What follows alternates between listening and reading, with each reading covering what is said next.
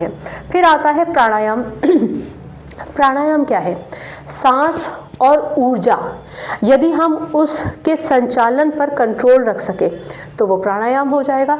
श्वास और प्राण ऊर्जा का नियंत्रण प्राणायाम है। और जब हम ऐसा करते हैं तो हम हमारे मन को कंट्रोल कर लेते हैं। मन को कंट्रोल करने का मतलब ही है कि हम अपने शरीर को एकदम स्थिर कर लेते हैं। ये सब बातें और विस्तार से भी होंगी। अब आ जाता है प्रत्याहार। प्रत्याहार का मतलब होता है अपनी इंद्रियों को कंट्रोल करना है। प्रत्याहार का मतलब इंद्रियों को अपनी ओर मोड़ना है। अपनी ओर मोड़ने का क्या मतलब हुआ? जब हम अपने ग्रोथ के बारे में बात करते हैं, अपनी तरक्की के बारे में बात करते हैं, अपने बॉडी को स्वस्थ करने के बारे में बात करते हैं, तो हम अपनी इंद्रियों को अपनी ओर आकर्षित करते हैं, अपनी ही ओर मोड़ लेते हैं।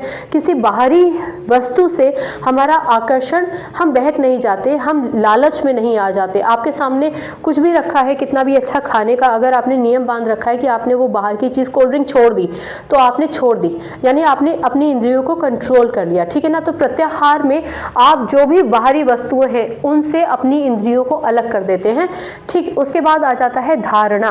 धारणा का मतलब है कंसंट्रेशन, ठीक है।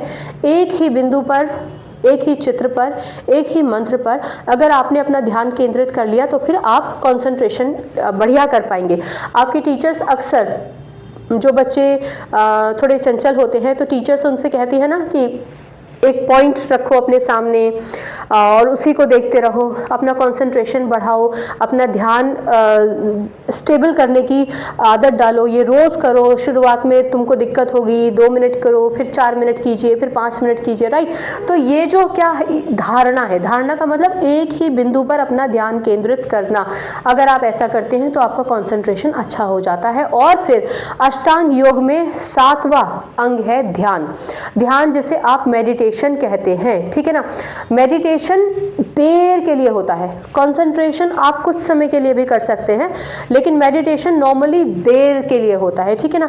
यहाँ पर आप निरंतर और गहन ध्यान करते हैं, यानी बहुत समय तक आप बैठकर सिर्फ मेडिटेशन कर रहे होते हैं, अपने साथ होते हैं, अपने मन को शांत कर रहे होते हैं, इंद्रियां शांत हो चुकी होती हैं, बाहर का कोई डिस्टर्बेंस नहीं है, सिर्फ आप अपने आप में हैं, या आप उस मंत्र, उस विचार में हैं, उस विद्या में हैं जो आपने अर्जित की है। तो इसको हम बोलेंगे ध्यान, ठीक। धारणा से आगे बढ़कर जो लेवल आ जाता है ना ध्यान का, कंसंट्रेशन का, वो कहलाया जाता है ध्यान। और ध्यान से भी आगे का एक कदम है आपका साधना, समाधि। समाधि